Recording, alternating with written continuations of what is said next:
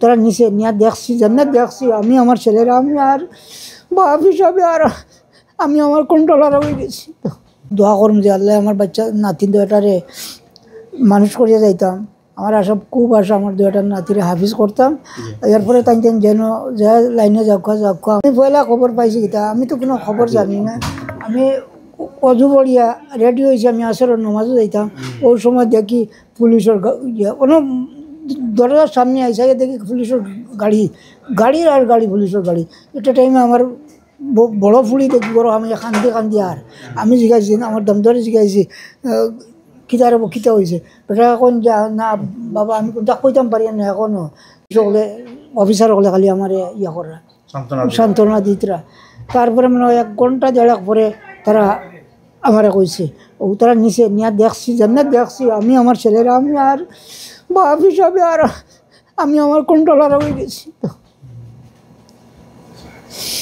বুঝছি যে আমার দুনিয়া অন্ধকার হয়ে গেছে।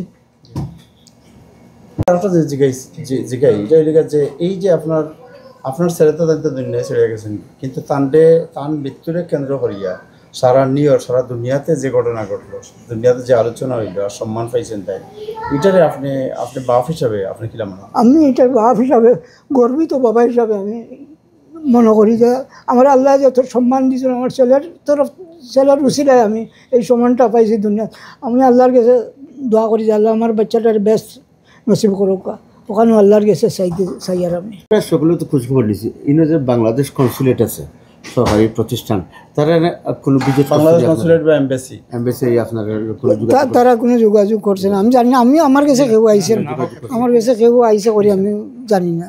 তখন জানা লাগে সারা পৃথিবী মানুষ আপনার খোঁজখবর নেয়, বাট ইনো কনসুলেট আছে আমরা বিশ্বাস বাংলাদেশ কনসুলেটর পরে আর সবাই খোঁজ খবর নিছে।